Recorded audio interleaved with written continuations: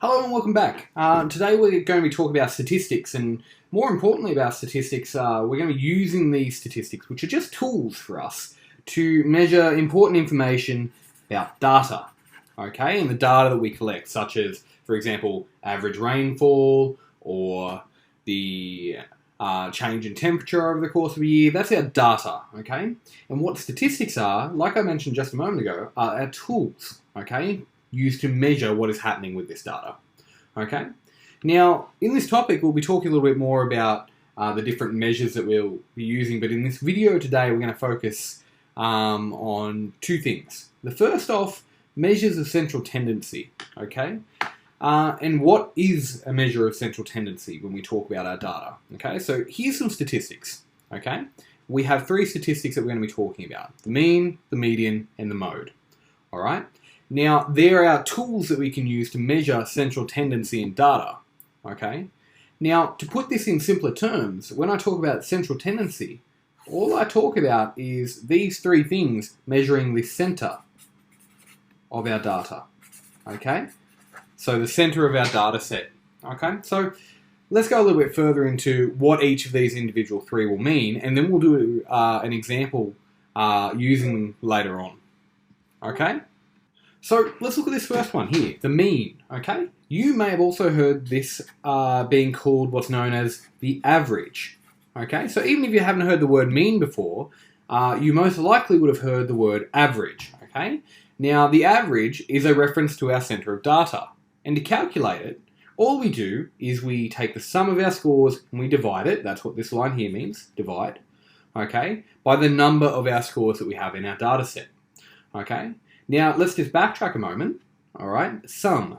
When I hear the word sum in mathematics, my mind automatically flicks to the word add, okay? Right? Now, let's just break this down a little bit further. To calculate the mean, or the average, we add up all of our scores, then we divide by how many there are, okay? Now, I'll take this one step further. Some of you may have not seen this little X with a little line above it, okay? This is just another way of writing.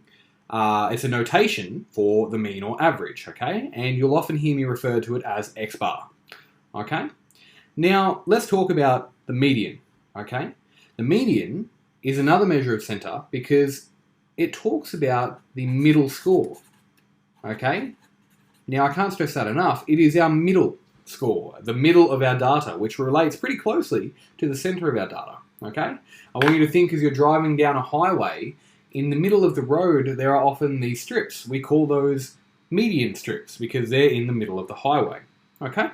And finally, we have the mode, okay? This is another measure of the center of our data, okay? Another tool for us to analyze our data that we're talking about. And what it measures is the score that occurs the most, okay? So whichever score is the most frequent, okay? Now, these here measure the center of our data, all right, or the central tendency, as I've said before.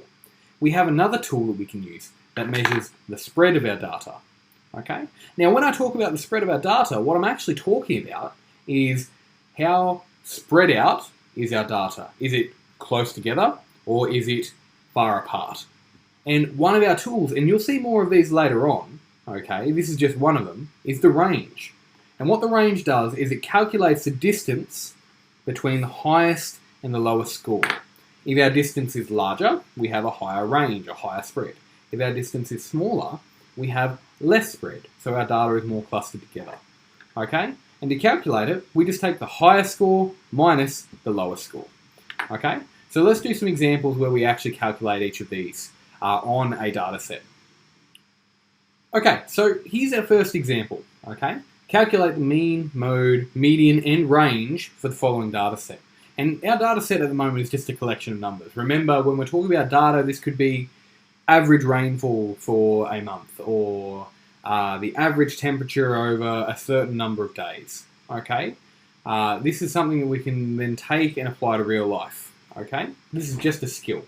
So, first things first, you'll notice our data set is not in order from smallest to largest. And the most important thing that you can do before you start any data question is to order your data set from the smallest number or the smallest score to the largest score. okay? Now, our score just being each of these individual numbers, all right? So, let's do that now. We start at our lowest score. We notice the lowest score in our data set here is 3. So 3, and I'm going to cross it off. Now, it's okay in this data set if you don't cross it off, but it's important when we get to larger data sets that we do cross it off, because it's really easy to forget a number as we're going through, okay? And then our statistics, our calculations, all of that will be off, and it's really important that we don't make mistakes with that. So cross it off as you go. So we crossed off 3, and I look for any other 3s? No, I don't have any. So look for the next highest number. I have 4. So now I write 4. Okay, I cross off 4. Do I have any other 4s? No. So then I look for my next highest number, and I have 5. Notice here that I have 2 5s. I must put both of them down and cross them off. Okay, I now have a 6. That's my next highest number. Okay, after that comes a 7. Okay, after that comes a 9, and then a 10, and then an 11. And I cross those off. And now you'll notice that my data set, okay, is now in order. In order. Okay? So, let's start off with calculating the mean first. Okay? Now, to calculate the mean, remember I told you to add all of your scores up and then divide by how many there are. So let's add all of these up. I end up with 3 plus 4 plus 5 plus 5 plus 6 plus 7 plus 9 plus 10 plus 11. And then I'm going to divide by how many there are. Well, there's 1, 2, 3, 4, 5, 6, 7, 8, 9. There's 9 scores in here. So I divide by 9. Okay? Now, let's do a little bit of tidying up here before we continue on. We're going to tidy up the numerator, the top of this fraction. Okay? Right? By adding that all together to get a number. And when we add this up, we end up with 60 over 9. Okay? So what we can do now, right, is we're going to calculate this fraction here, and I'll move this up so you can see what we're talking about. We're going to calculate this fraction here accurate to 1 decimal place for the moment. Okay? So if I calculate this out, and I would simply just get on a calculator and type this in, you will end up with a value of 6.7, correct to 1 decimal place, and I write 1 dp, okay, to tell me that I've rounded to 1 decimal place. Okay, and that here is our mean. Okay, that is the average for this data set that we've just calculated. Okay, so let's calculate the median. All right, so let's come down here and we'll calculate the median. Okay, all right, so now what I'm calculating is the median. All right, and this is really easy. Remember, I told you that the median refers to the middle. Okay, and the easiest way for you to calculate the middle of your data is to grab a different colored pen. Okay, come up to your data set and start crossing numbers off until you get to the middle. So I go lowest, highest, and I keep repeating this pattern all the way until I end up with the middle of my data set left. Okay, and I end up with my median being 6. Okay, so my median is 6. Now you'll notice here that the median and mean are not equal. Okay, and they actually don't have to be equal. Don't have to equal. Alright? Okay, so the median, the middle number is 6. Now let's work on mode. Okay? Now remember, I said mode, okay, was equal to our most occurring score. Now if I come back up here, okay, with our data set, and this is why I used a different coloured pen, we look for the number that occurs the most. And in our data set, we can see 5 occurs twice. Everything else only occurs once. Okay, so the one that occurs the most is 5. Okay, so these are our 3 measures for the center of our data. Okay, we're nearly done. Let's calculate the range. How spread out is our data? Okay, and the range, well, that's equal to the highest score. I'll come up here. The highest score minus the lowest score. You don't have to write this out, okay? I'm just writing this out to refresh us, okay? The highest score minus the lowest score. So essentially, to calculate the range, we take our highest score, which is 11, okay? So that's equal to 11, minus our lowest score, which is 3, okay? And 11 minus 3, well, what that gives us is 8. So this data set has a range of 8. And that's how we calculate each of these individually. Now, why did I get you to put them in order? Okay, the reason why I got you to put them in order is, for one, it makes calculating the range really easy. We just look at the two endpoints of our data set and just go highest minus lowest. And secondly, okay, if I were to calculate the median without rearranging our data set, I would actually find a different number, okay? Because if I used our original data set, we wouldn't find the middle of the data because it's not in order, okay? It's all jumbled up. And if I was to have some of the higher numbers all the way down here and some of the lower numbers all the way up here, our middle is not going to reflect, our middle number in that set, if we cross them off, is not going to reflect the actual center of the data, okay? So we must order them. It is so important, okay? So let's go through. We'll do one more example, okay? And I'll show you something that's a little bit different. Okay, so here's our second example. Find the mean, median, mode, and range of the following data set. And you'll notice that the numbers are a little bit different, okay? So let's jump into calculating how we do each. Remember, our first and most important step is that we must put the data in order, okay? So I'm going to pause here. I want you to put the data in order by yourself, okay? And I'll give you a moment. Okay, so I went ahead and I put all of my data into order. I unfortunately made a mistake on the 12 by making it look more like a 22 without realizing, okay? So your data should be from 12, 15, 16, 18, 19, 19, 22, 22, okay? So let's have a look at how we calculate the mean, okay? So our mean, all right, now that our data is in order, is equal to this sum. So we add them all up, okay? So 12 plus 15 plus 16 plus 18 plus 19 plus 19 plus 22 plus 22. All over, so divided by how many there are. Well, there's 1, 2, 3, 4, 5, 6, 7, 8. Okay, 8. All right. Now we're going to calculate our mean. We then tidy up a little bit and we calculate out the top. If we add up the top, what we end up with is 143 divided by 8. Okay.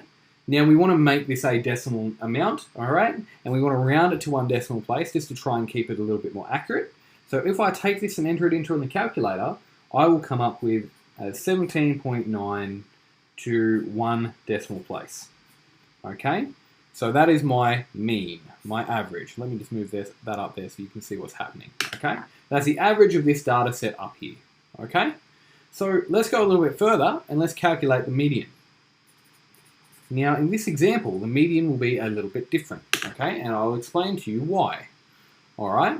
So let's go through. Remember, our median's our middle number, so we start crossing off from end to end. So we cross off at the 12, and at the 22, then at the 15, then at the 22, then the 16, then the 19. You'll notice, hang on, we have two numbers left, okay? So you'll notice here, because I have two numbers left before I find the middle must be somewhere between 18 and 19. It will be whatever number is between 18 and 19. Now, in your head, you could say 18.5 because that's going to be the middle of 18 and 19. But how we calculate that is we take the average of these two numbers here. Okay? So the average of these two numbers, to calculate it, and I'm going to do this in red so you can see what's happening.